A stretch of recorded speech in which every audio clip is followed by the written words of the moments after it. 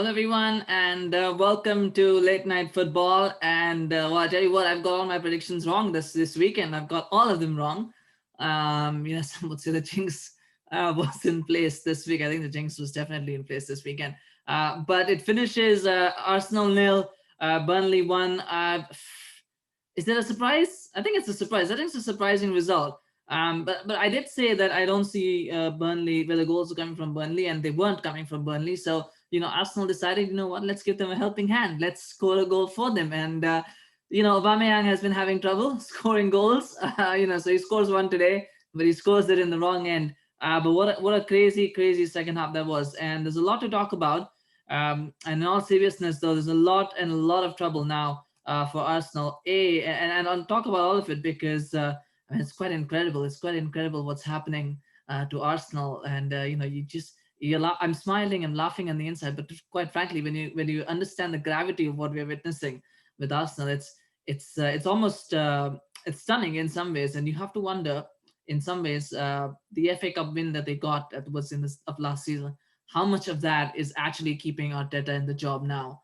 Because quite frankly, anybody else with the kind of results that they've had, this is their fourth straight home loss on the bounce, and any other team with this kind of result, you would expect a team like Arsenal to say, you know what, it's time for the manager to go. But I don't know. It's gonna be very interesting what's gonna come ahead in this week. But let's get down to it. Let's start right from the start. And I thought the first half was fairly uneventful, fairly boring. I think Arsenal once again 4-2-3-1 decided to bring in Elneny instead of Ceballos. So it was Elneny and Xhaka starting in the middle.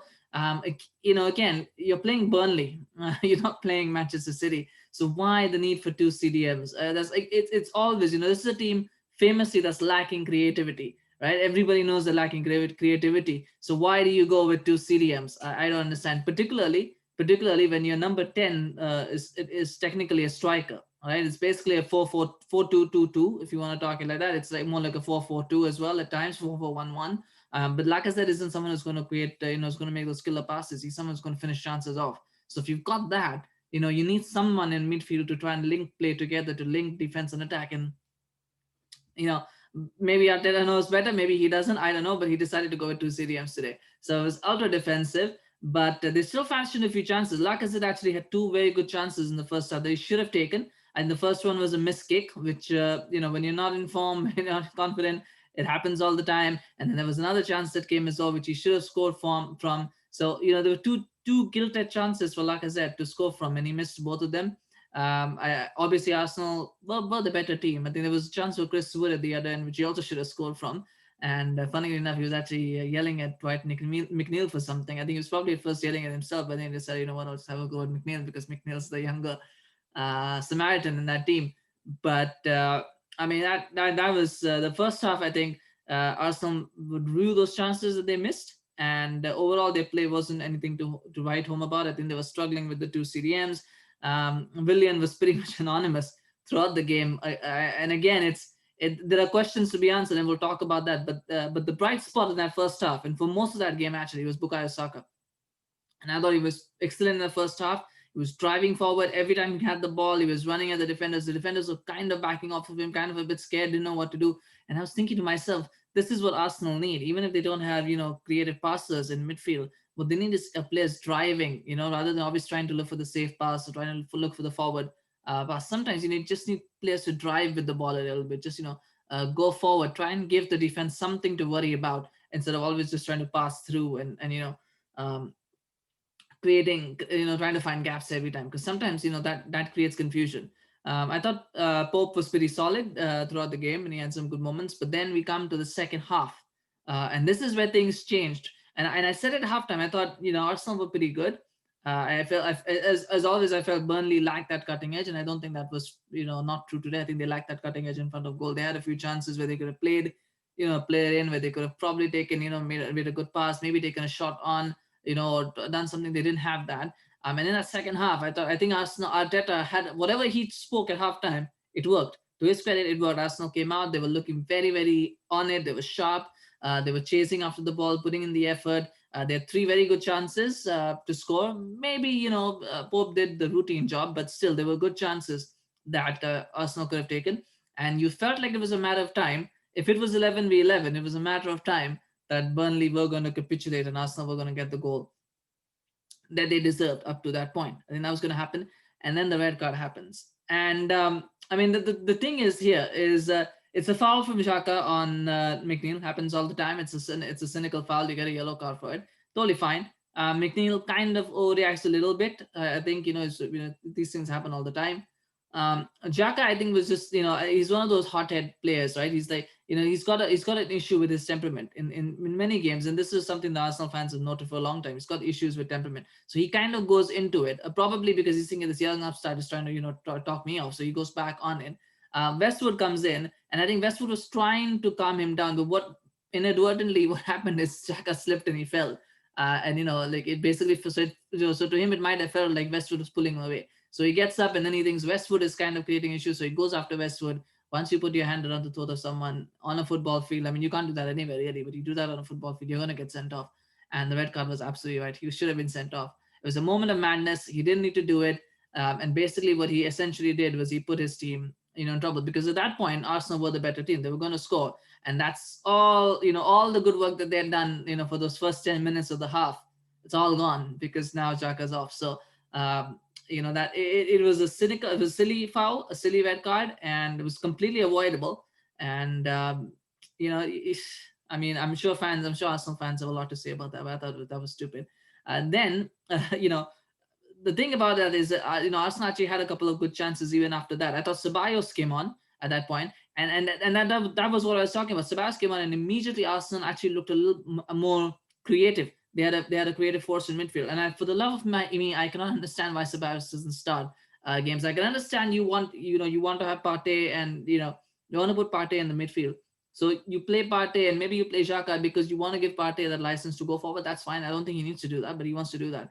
But when Partey is not available, you really need to put Ceballos in that team, especially against teams like Burnley, because Burnley are not going to offer an attacking threat. You don't need two defensive midfielders because Burnley don't have pace. You don't need two anchormen. So I don't get it. And he came on, he made a difference, Ceballos. But then there is, and I thought that was a mistake from Arteta. But then the corner comes in, and this is to me, and Elneny decides that he should shove Tarkowski in the face. I don't know why he wanted to do that, especially, and that's stupidity, especially considering that there's been a red card that's just been handed out. The right back has just been, has got a yellow card, and he's going to be suspended for the Southampton game. So now you've really got to be on it. And instead of focusing on that, he's trying to, push Tarkowski off. I thought that was a red card too. He should have been sent off. And I really thought he was going to be sent off when the VAR check was being done. But, maybe he was lucky to stay on the field and only get a yellow card. But maybe, just maybe, that had an impact because that might have broken the concentration of the Arsenal players. The ball comes in from the corner, and Aubameyang decides, and this Aubameyang just heads it in. It's unfortunate. I think he must have gambled on the fact that the defender ahead of him is going to get a touch, and sometimes these things happen where the ball brushes your head, it goes in. So it was unfortunate, but it happens. But I think that loss of concentration just for a little bit of a second might have affected them in that play. And I think it was a great corner though from Westwood, really wonderfully well taken, and it was 1-0. And you just never felt like Arsenal were going to get back in the game, even though they were the better team. Even with 10 men, I thought they were the better team. Across the 90 minutes, I think they were definitely the better team. You just never felt like Arsenal were getting back in it. They missed so many gilt-edged chances, so many good opportunities to score. They were missing them. There's something wrong with the team in front of goal, and they need to sort it out. And there are issues in this team, and I'm going to talk about them now. But you just never felt like Arsenal were going to abandon it. And then it was just a case of seeing the game out, which Burnley did pretty well, to their credit. And it was a 1-0 win that, takes them up outside the relegation. So, and now, and a few talking points here that I want to touch on. But the first one that I tweeted about this is the first half. They were talking about how Arsenal have not been relegated for 95 years. They've been in the top flight for 95 years now. And they were talking about how what are Arsenal's chances of getting relegated this season. They're like, it's not in danger. I don't think Arsenal are going to get relegated. I think that's a little bit of a stretch. Because right now I think there's you're talking about Fulham, West Brom. You've got Burnley.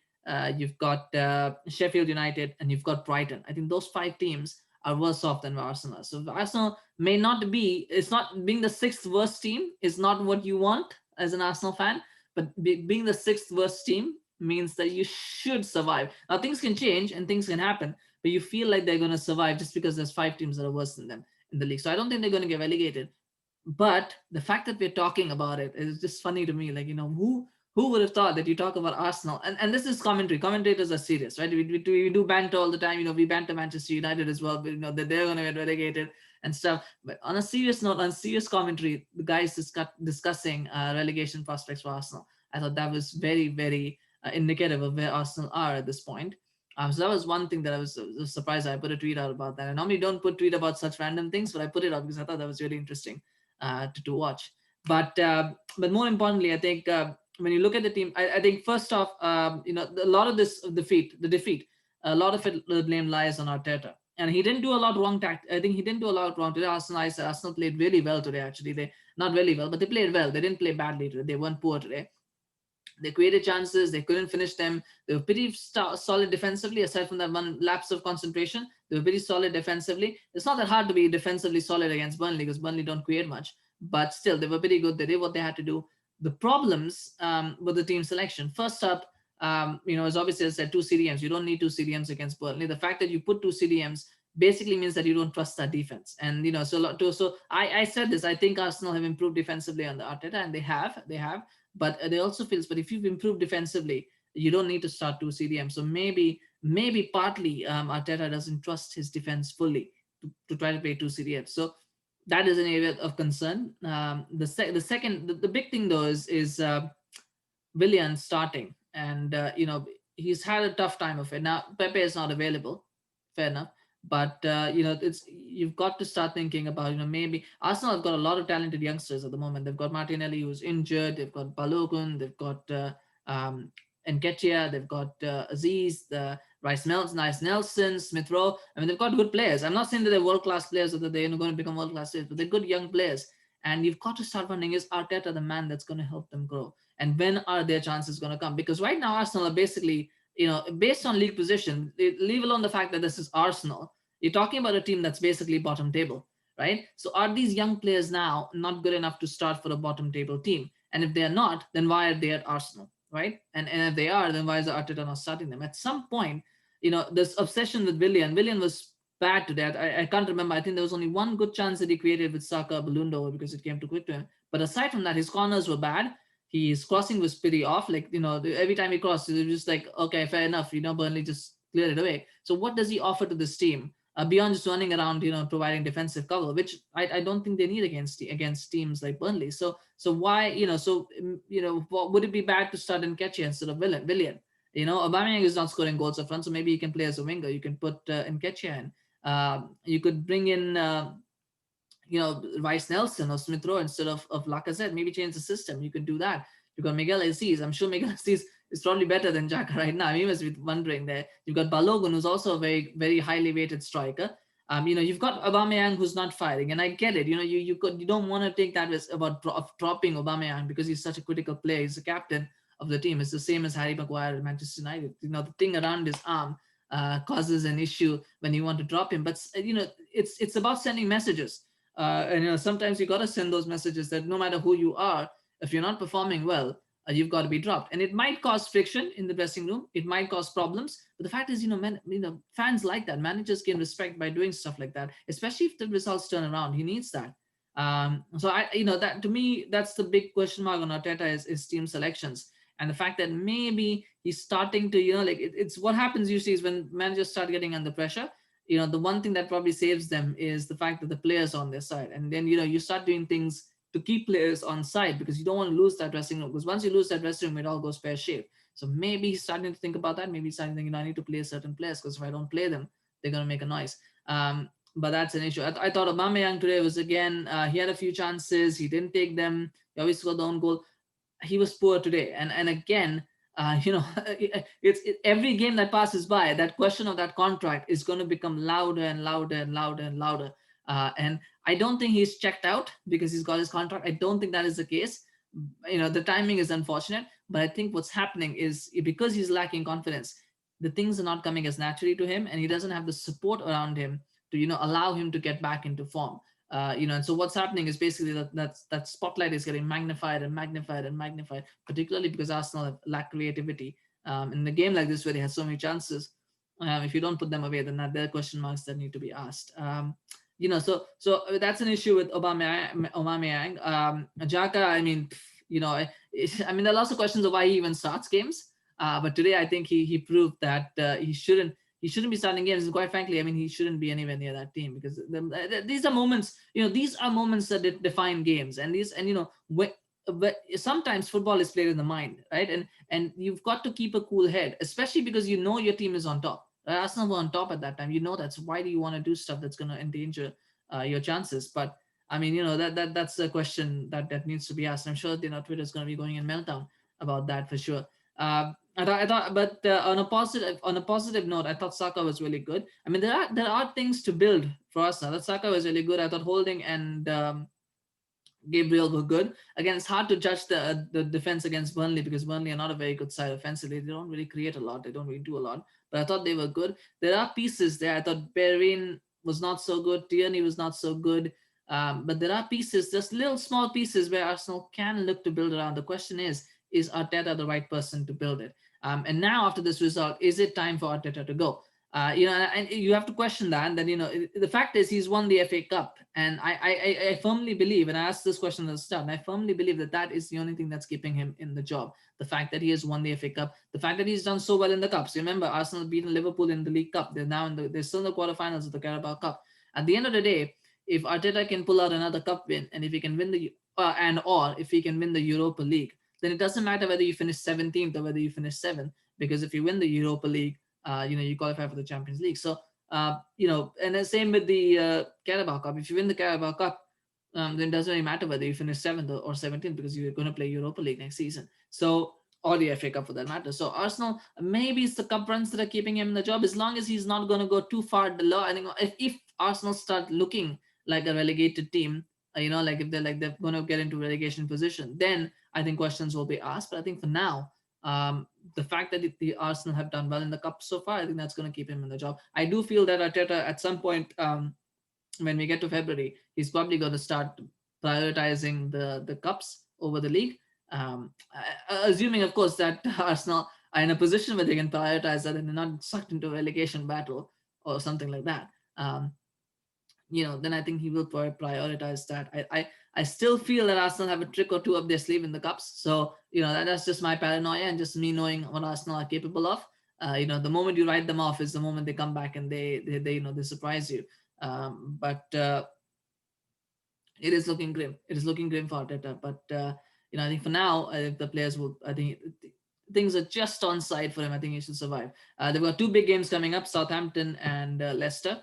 And those two games are going to be very, very critical in terms of where they're going to, of what's going to happen for this month, because conventional wisdom, Leicester were amazing in their 3-0 win over Brighton, very professional, very polished, very routine.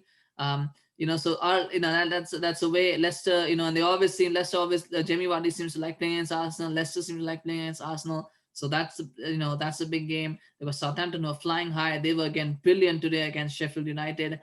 They're now third in the league, by the way. Doing them incredibly well. So you've got these two games that in the past you would think 4 points or 6 points, but I mean, what's the expectation now? Is it 2 points? Is the expectation? Is it 1 point? Is it a win out of the two?